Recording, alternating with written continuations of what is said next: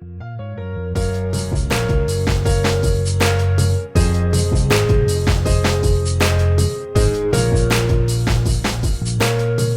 everybody, and welcome again to the Real Collective Podcast, the show where we are real and collective and podcast. I'm Brendan McKeigan. With me, as always, is Sean Tasse. Sean, how are you, my friend? I'm good. I feel like the entire world seems to be getting over a gastro, and I am not immune to that. So thankfully, it seems like I'm getting over it. The weather's getting nicer. It's done raining. So fingers crossed. Yeah, that would be great. I think that's sort of the trend with everything going on right now. We have a little bit of a different show for you today. We talk about a lot of things to help you through the process of real estate. But there's one thing that we didn't touch on, and I'm going to say about that in a minute. Before I do that, if you're having a good time, don't forget to like, subscribe, and share on whatever platform you're on. If this is YouTube or if you're on Spotify or Apple Podcasts and you want to copy and paste that link in your Facebook feed, that'd be great too. If you want to talk to Sean or I, our Calendly links are below. If it's about real estate, fantastic. If it's not, that's okay too, but I'm not fully caught up on a lot of TV shows. So if that's what you're looking to talk about, I'm not going to be able to help you. So that being said, we thought, given the market, given the conditions, given whatever you want to call it, a shift, a change, just general differences that are going on in the market, the uncertainty all around, we thought we would talk more about the mental side of real estate and how you're going to be feeling throughout the whole process and what maybe to expect, or maybe some of this, if you've gone through it, you can relate. So we'll talk about like when you're buying in the first half, and then maybe in the second half, we'll talk about when you're selling. Yes, it's a seller's market. That doesn't mean it's not stressful. I just went through it myself, and that kind of what prompted this entire episode. So we thought maybe it would help to know what you're going to be feeling or what you might feel going through it, so that when you are going through it, you can go, oh yeah, they said this. I don't feel as bad now. Because sometimes it helps, when you're when you know that's what to expect. It makes it a little bit easier to deal with. Yeah, absolutely. I think one thing that we sort of try to do is allow people to have the space to experience whatever emotional, experience they need as they go through the process of buying or selling. I think that's actually one thing that sets us apart as agents. I think a lot of agents, I don't want to generalize. I just know that that's one thing that we do really well is allow people to feel comfortable, whatever they're feeling. And so a lot of the times, people are crying, people are anxious, people are yelling, and, their anxiety comes out sideways at us, and we have to not take it personally. So yeah, it's a lot. It's probably the biggest purchase or sale that most people are going to make. And there's oftentimes a lot of feelings attached to money. And so it makes sense that there would be a lot of feelings about buying or selling or stuff like that. So, yeah. Yeah. I think with anybody jumping right into it, I think it's very normal. The most obvious one is being excited, but also a little bit scared because it's a big change. So that can play right away. That just plays with your emotions when you're scare-sighted. It's a weird one, right? Because you don't know what to expect. And with the market the way it is, you're just kind of like, oh, I hope we can get something. Oh, what if it's not this one? Oh, I don't know. And that's a lot of this. I feel like as a realtor, it's almost part of the job is to help be an ear that's been through this several times over and be able to kind of talk people off a ledge. Because it's very easy. The same way that like a bartender is like, yeah, I'm a therapist who pours drinks. Sometimes it feels like you're a therapist who sells houses. And I kind of like when my clients are open enough to talk to me about that. One, I think it helps me serve them better. And two, I think it helps them know that like, I got you throughout this process. It's cool. I was talking with Lindsay, my wife, about therapists offering training to people like bartenders and to people who cut hair, like barbers and whatever, people who you see on a regular basis who end up being like your sort of quote unquote therapist or a person you talk to. And I didn't realize until right now, but that would be a great thing for us as realtors to have. I've got this degree here, which is a degree in psychology, which is, is certainly helpful in that regard, but not everybody does. Right. And I mean, a lot of us come from a background of economics or of, whatever. And so, having that understanding of just how to listen to people, and practice non-judgment, I think is going to be super helpful. And, I'm thinking a lot, especially for first-time buyers, like if you haven't bought before, you don't know what you're getting into, right? A lot of our first meeting, our intake meeting with new buyer clients is, explaining what's going to happen through the whole process. And I think that helps to alleviate some of the anxiety. But yeah, there's a lot of uncertainty, like you said, in the market. And I think that creates this feeling of anxiety because you don't know what's going to happen. And a lot of the times the realtors don't know what's going to happen. Right. Yeah. So you're relying on us to tell you what's going to happen. We're like, it could be this, it could be this. The market's moving in a really weird way. Here's my best guess, but we're wrong often enough.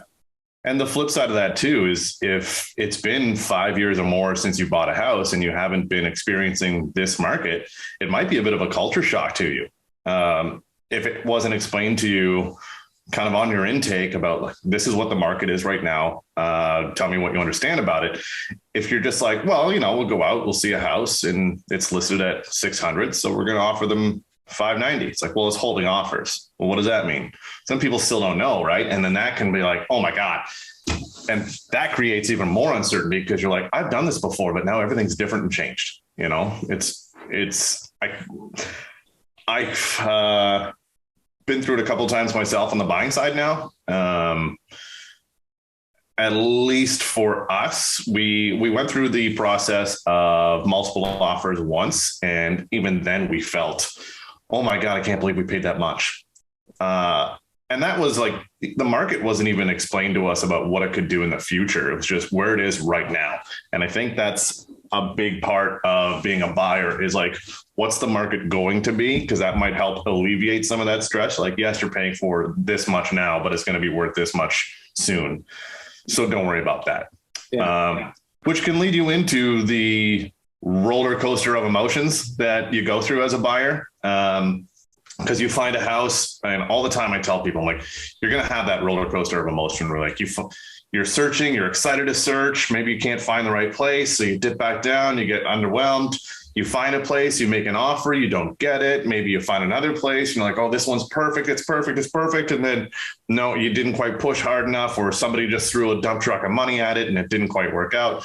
Then you finally do buy the right place and you're so excited about it. And the next day you wake up, you're like, what have we done? And it's that big loop-de-loop, So it's crazy. It just rattles with you. And I think it's completely normal. And I tell every client I work with about the roller coaster, especially if they haven't bought a home before. And if they haven't bought in this market, I explain to them, like, this is what's going to happen now. Like, it's not just make an offer in a place and they work with you. It's a lot different. So knowing that roller coaster was there, I've had clients say to me, like, we went through everything that you said and we caught ourselves. And because you said it, it was like, oh, okay, I feel justified feeling this way. So it actually was a bit of a stress relief in its own way. Like, we were still feeling that way, but it helped alleviate it a little bit, Yeah, absolutely. Well, and it's like, a part of that is the next point. So, making these fair offers, you're like, hey, this seems like fair market value. I'm going to give you this price. You should take it. But like you said, someone comes along and throws a dump truck of money at it, or, some buyer comes from out of town and they're like, oh, well, this is way better value than I could find anywhere else. So here, I'll give you this, right? That's what we're seeing more and more now, not just with foreign investors. I mean, that's the thing that they just put out, but more so with interprovincial investors, right? So people coming up from Toronto or Golden Horseshoe or whatever it is, and saying like, oh, wow, look at the value I can get in Ottawa, right? And so if they spend an extra $100,000 more than fair market value, it doesn't matter because it's still $300,000, $400,000, $500,000 better than what they could have done in Toronto, right? So it's tough. And the other unfair thing that's happening now is that, and again, this changes from week to week. So sometimes you'll be able to submit an offer without conditions, with conditions, and sometimes you'll have to submit an offer without conditions. And obviously, submitting an offer for a property without any conditions, you're like, okay, here it is, and you're just waiting. And it's that waiting piece, like that middle piece when you've submitted your offer until it's irrevocable, where you're just like, you're holding your breath and you're like, I don't know what's going to happen. You're in sort of this Schrodinger's middle section where you're like, maybe I bought a house, maybe I didn't buy a house. I don't know. And then your agent comes back to you. He's like, okay, well, you're so close, just go a little bit more. And I think you should be able to get it. And the problem is, because it's blind bidding, we don't know if you're actually able to get it. We just think that we're hearing the right message from the other agent that, yeah, that's going to be enough to do it, but it might not be, right? And again, somebody might come through at the last minute and throw that dump truck at it. And it's just like, oh, I think we're going to get it. I think we're going to get it. I think we're going to get it. It looks like we're going to get our dream house. Right. Yeah. And then you got to get up the next day and try and find your house again while going to work. Like it's tough. It's a tough market for sure. And that's the thing. Like I've had so many people tell me, oh, I'd never buy a house without conditions. I would never buy a house without a home inspection. I'd never buy one without one. And it's tough to determine like, okay, are we all in on this house no matter what? Because we've already spent $600, whatever it happens to be on a home inspection before the offer date. Like, do we do that? And what I kind of don't understand is why more sellers don't just get a home inspection done. You're going to make it up with the sale of your house. And I think, and maybe I'm wrong in this market, but I just feel like you're missing out on offers that could potentially come to the table because like, I'll never buy a home without a home inspection. Right. So if you provide it to people, they might be more willing to make that offer on that offer day. And then instead of getting 2 offers, maybe you get 5, 6, whatever, I don't understand it. I think it's a good idea to do 1 for peace of mind for yourself. And then 2 for more offers on offer day, which is really when you're selling what it's all about. But I digress. That not putting in an offer when you really want to have an offer of inspection and not being able to, because it's not what's winning, that can wreak some emotions with you. So I guess it's more about just making sure you're doing due diligence at your showings as much as humanly possible. Like obviously we're not home inspectors, we're not electricians, we're not plumbers, and we kind of know some things obviously from being around it for that long, but it's tough. We know some things. I know some things. I got a guy.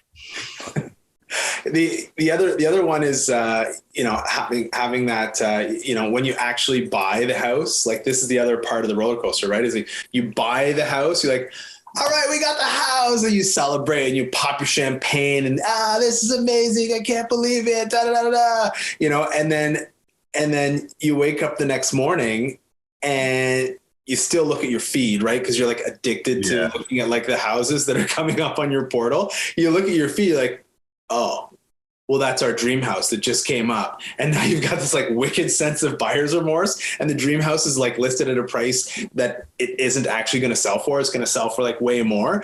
But because it's listed at this price, you're like, oh, well, we just paid $900,000 for this house. And this one just got listed at 700. Yeah. Yeah. But it won't sell for that. It'll sell for more, obviously, right? But yeah, much more. But that's really tough to deal with. And whenever my clients go firm on a house and it's all said and done, not conditional but firm, I turn their search off. So at least I can kind of mitigate it. I know that people are curious, so they're still going to look and try to make sure they got the best deal or whatever you say, or the best house that they could. So it's tough. So put your phone away or delete those apps afterwards. You're just going to save yourself a lot of headaches. Yeah, absolutely. Yeah. And then the last one that rounds out what we have so far. I'm sure there's a lot more, but we only have a half hour. So is being house broke. You buy a house, you've moved in, you have all these closing costs like a land transfer tax. Maybe you need to get new appliances. Maybe you need to get a fence for your backyard, and all of those things that don't seem like they're huge things do add up really quickly. And then before you know it, you're like, oh, we're house broke. We're never leaving again. So you invite people over to your house. You have them bring the food. But it's tough. Like, yeah. And that's why just having that conversation beforehand of, here's what to expect. Put this money aside for when you move. Whatever it is, 1 to 3% of the purchase price for maintenance and repairs in the first 3 years or 3 years. And then all the other stuff, land transfer tax, lawyer's fees, internet hookup, cable, if you're still doing that, phones, whatever, all of that stuff ends up adding up real quick. I just remember when I moved into my first house after renting, it was like, okay, I can manage this mortgage. Right. And I live the style of life where every morning I'd be like, I'm so late, I don't have time to make breakfast. So I'd like run out the door, jump in the car, swing by Timmy's on the way to work. And I realized, I'm like, man, I can't afford to do this anymore, because I can't afford $7 per, like, and I was like $7 per day times 5 days. That's $35. I could buy myself a box of cereal for $5 and 5 coffees. And like, I was literally like, I can save probably $20 a week just by, waking up 5 minutes earlier. And that was like, oh, wow, this, like, it's that tight, and I distinctly remember, I'm like, oh, I didn't factor in taxes. I have to pay twice a year. I have to pay, multiple thousands of dollars. That was not in my budget. And it got me, right? When I owned my first house, and I was like, about 6 months into it, I'm like, was this really the right thing to do? And I was like, man, this sucks. Like, I am broke. I want to do all this stuff and I've got nothing to do it with, right? Because I had a certain quality of life and my quality of life changed, and it was a real bummer. And then you know what happened? About a year later, I saw the same house sell around the corner from me. I'm like, oh, I'm not broke anymore. I just don't have access to the money that I'm sitting in because the house has gone up in value so much. So that emotional roller coaster of buying a home continues right into home ownership. And it's just been, it's been wild. So, yeah. Yeah. And that's it. Like, even factoring in furniture. Yeah. Because if you're renting an apartment and you buy even a stacked condo, that's still another floor or another living space. Maybe a dining room table, depending on the apartment you were in. Maybe it was an island that just had stools before, or whatever. Just factoring in like, oh man, I gotta go to IKEA. Yeah. So many Allen wrenches. Just rip your palms up. I put a drill on low. On the lowest possible setting. And then I just hold, because I have the drill bits that are Allen key bits, and I just squeeze the trigger like a quarter to half of the way. So it just turns like, not like a drill, but just slowly. Yeah. And they recommend not to do that, but I recommend not swearing for 8 hours. So the problem is with those, and it's good if you can get in, but sometimes you got these weird angles you've got to get. It's the problem is, you don't get enough torque on it sometimes. And then you like rip up your hands because you really want to get it tight. And sometimes if it's stuck in, you have to like, pull it out, pull it out. Yeah. Pull it out. It's like, man, you can't even get a full rotation. If you can get a full rotation, not so bad. But if you can only get like a quarter rotation at a time, forget it. I don't have time for that. I feel like that's a great another episode for us to do, is talking about, and now furnishing your home. All right, we're going to take a quick break. We'll come back and talk about the seller side and what to expect there. Again, like, subscribe, share, find us below in Calendly links. And in the meantime, check out a word from our sponsor or this video, whatever it is. This episode of the Real Collective podcast is brought to you by Real Collective. Real Collective brings together best-in-class real estate agents and collective experts in the field to deliver the best possible service to our clients. We govern ourselves with honesty, open-mindedness, and compassion. With diverse skill sets, our agents are able to better serve a wide array of clients, including first-time buyers, first-time sellers, transferees, estate sales, investors, and rural, vacation, and luxury properties. Authenticity and transparency are pillars of our process, which allows us to put our clients at the center of everything we do. Our years of experience and knowledge allow us to deliver prestigious service and optimal results. If you are interested in buying or selling your home, contact us today at realcollective.ca. Welcome back, everybody, to the Real Collective podcast. Again, give us a like, subscribe, and share on the YouTubes. Download us on Apple Podcasts and Spotify. And now in the second half, we are going to talk about some of the emotional sides, some of the psychological aspects that you might experience as a seller. That's kind of what prompted this whole episode, because I just went through it and a bit of a wreck. It's really tough, because there's a lot of prep work that goes into listing your home to get the most amount of money. Like, yes, there are those flyers that look handwritten that come in the mail for people who maybe don't want to do any sort of work on their house, and they sell it off at wholesale price. And that works for them because they're like, I don't want to do anything in my house. But a lot of people want to get top dollar for their house. They want it to look nice. They want it to show nice. And it's a lot of work. Like, we thought we were doing great as far as how much time that we had, because we bought a new build and we got a closing date, but we knew that it was coming. So we still did a lot of stuff beforehand, like getting the house painted, that kind of stuff. And then it was like, okay, we're going to list. And then we still had 2 to 3 weeks, and every single day was stressful. You're just like, okay, this has to go here. This has to go here. You're writing a list for each room of things that need to be done, things that maybe your seller said. And all of that stuff is really difficult, but then can also just lead into a lot of anxiety. Like, if the work paid off, it's, I don't know about you, but it's been like, because you recently moved too, like in the last couple of years, but man, it's not fun to deal with that. Yeah. Even with the market the way it is, you kind of think that you're going to get top dollar, but there's a lot to go through in terms of prep and getting it ready. And it's like, I saw your list, man. Your list was like 3 pages long, and every room had like 7 things in it. And as I showed up to do your video, which I feel like we should link that video below in the comments. So link to that amazing. Yeah. Or just type my name into YouTube, Brendan McKeigan and Fresh Prince. It's, I got there, and I got there 40 minutes early, and you're like, I still have like fucking 2 pages worth of work. And so I'm like, all right, well, let's get to work, and it's a lot. I mean, you're just the final touches. And I know you've done a whole bunch of stuff before that. But it's stressful, man. And the again, that stress lives in the, is this gonna pay off? Am I gonna get the money out of this? Am I doing all of this for nothing, or is there gonna be a benefit to this? And that's like hanging over your head at the same time as you're trying to do all the prep. It just really plays into that anxiety. And that's even the next point, right? Is like, there's all of this anxiety around like, will they like me?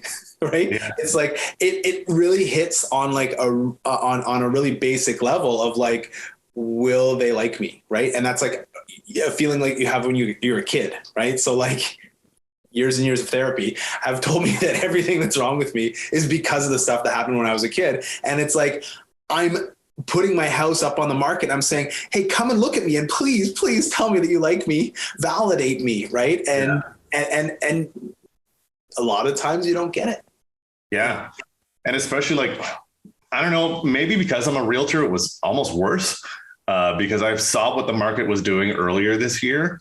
So for someone who just started looking, or for someone who maybe just listed their house, they probably had an understanding that like everything's going for crazy over asking. They're getting 20 showings on a house. And we, in this current month or so, have maybe had that, like what we were talking about, some buyer fatigue, some burnout, where there's not as many showings on a home. And that can be very nerve wracking when you're just sitting there staring at your phone, like, where are they? Where are the people? Where did everyone go? And you're just like, please, what happened?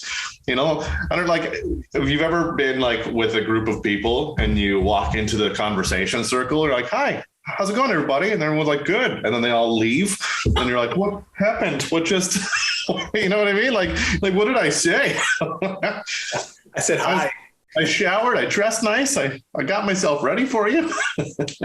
Or like, remember, again, I always think about like things when I was a kid. Remember when you were a kid and there was like a community center dance and your mom would drop you off and you'd be like the first one there. So you go down into the basement of like the rec center and you look around, you're like, oh shit, no one's here. And then you're like the only one there and the music's boop, boop, boop, boop, boop. And there's like the snack station in the back and there's like the DJ and the lights are going and you're just kind of by yourself. You're like, I thought there were going to be more people here.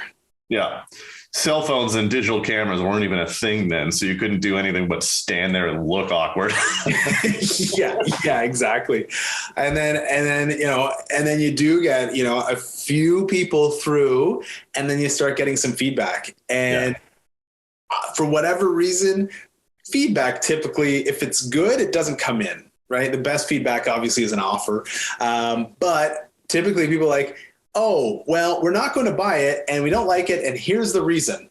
And it's like, everyone is like, it's like a stab right in your chest. You're like, man, I did all this work to prep my place and to get it ready. And you're telling me you don't like it because of this? I can't even control this thing. Come on. We had a few that were the opposite of that, where the like clients not interested. Home is gorgeous and perfect. Great finishes all throughout. Love the yard. All like, then why won't you offer on it? Yeah. What are you not interested in? Yeah. Well, we heard a truck 4 streets over, so we're out. Okay, what are you gonna do? Yeah. Oh, sorry, there were birds in the backyard. The birds were far too loud. We're out. Yeah. Feedback's a weird thing, right? And the problem is there's no like recommendation to get it. And from the buyer's point of view, technically their agent is representing their best interest. So they don't want to give anything away, especially if they are interested in submitting an offer. They don't want to come off as too eager. So you typically don't hear the good feedback. You just hear the crap feedback and you're like, oh, well, I guess my house really does suck. And it creates this further anxiety. You're like, oh, well, maybe I'm not worth as much as I thought. And it does this really weird thing to you where you start to beat yourself up about the value of your home because you start to hear all this crappy feedback, you know? And as much as like a buyer, you have that one day where you put in the offer and you have that irrevocable period of like, do we get it? Do we get it? When you're a seller, if your house is, thinking you're going to be listed for a week, launch day and then offer day, you have a week of that same feeling and you're just like, oh my God. And it just creates so many knots and you almost get to a point where you have this, you've done so much work on your house. You've maybe done things that you should have done when you moved in just to make it worth more. Maybe you've done a couple of renos and then you end up with this love it or list it scenario where you're like, should we just stay? Should we just take it off the market now? And you're just like, oh God, it's that same sort of roller coaster, but on the seller side, you're passing the buyers and everyone's just doing this, it's just up and down all over. It's not fun. Man, how many times after we hire a really great stager, she's been on before, Heather, we can put a link down to her one as well below. But how many times do we have clients who have gone through, they stage their house, they look back at it like, damn, why am I moving? Right? Yeah. The house looks so nice. Like, maybe I'll just stay here because I love this house and I haven't been in love with it like this since I first moved in. So, it's important, especially to in that scenario or in the whole process to come over, like to overcome it. The only really way is like to practice non-attachment. So like detach yourself from your house and say like, hey, you know what? I don't live here anymore. This isn't my house anymore. That's the only way that you're going to be able to accept an offer when you say like, okay, we're moving 100%. and you got to practice that Buddhist sort of non-attachment, namaste, because otherwise it's so tough, right? Yeah. Now that my house is sold firm, I've been feeling like I have this thing in my head where I'm like, okay, don't touch anything. Don't do anything. Don't move anything. I feel like I'm staying in an Airbnb where I'm responsible to clean it and take care of it, but not damage anything and just keep it perfect the way it is. Yeah. Kind of you are responsible. Yeah. Well, yeah, for sure. But you know what I mean? Like just extra, like with 2 kids and a dog running around and a cat, you're just like, no, don't do that. and it's like, it's not possible. Like you move from one room to the next, and especially with 2 kids, you're like, okay, cool. This room's clean. I'm going to do this one. You turn your head back around. Oh, okay. That room's not clean anymore. Right. And it's really, really sad at the very end. Like when your house is empty and you're not there anymore. And it's just like, the movers have all gone, all your stuff is gone. You're going to follow the movers in your car, and you start to walk around your house and you start to remember all of the time that you've had in your home, right? In all of the spaces. And it's a surreal feeling moving out. Yeah. And I mean, I've got a 3-year-old and an 8-month-old, and I doubt even my oldest is going to remember this house. And that's like a little bit, oh, that's too bad. Because it's, we had a lot of this where we started our family, and it's been fantastic. And it tugs at the emotional heartstrings a little bit, like the end of a sitcom where the lights go off and you're just standing in the middle of the living room, and then the credits silently roll and everyone cries. Yeah. When we moved out of ours, it was the same thing. I think we were about the same age with both the kids. And for a long time when we were here, my oldest was like, I like the old house more. I'm like, this house is bigger. It's in a nicer neighborhood, da da da. He's like, no, I like the old house more. I'm like, man, your room is twice the size. Like, you got everything on the wall that you want. It looks like outer space inside your room. It's so cool. No, like the old house more. I'm like, okay. He had special stickers on the wall that looked like owls and stuff. And he was like, it was, and like going back to remembering before he was born, and Lindsay and I putting the stickers on the wall, and like, oh, because it's the same thing. Like we were in the same spot as you guys are. It's like, this is the house where we started our family, Yeah. It's it is super emotional.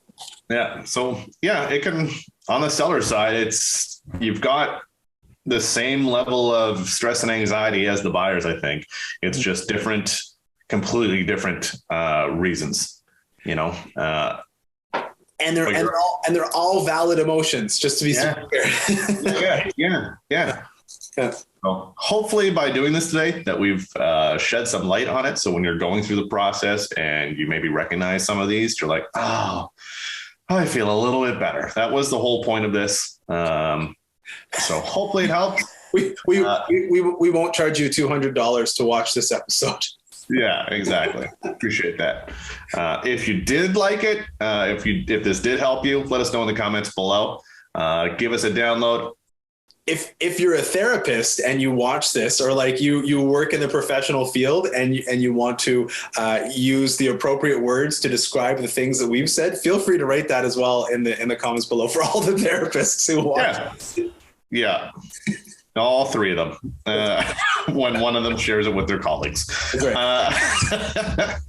Again, if you want to talk to Sean or I about this or any other of your real estate goals, you have access to our Calendly links below. Calendly will let you book a time to talk with us, and it's a wonderful little platform. So just sign up there. You can talk to Sean or myself. Again, like, subscribe, share on the YouTubes. You can download us on the Apple Podcasts or Spotify. And until the next time, thank you guys so much for listening. So keep it real. Collective.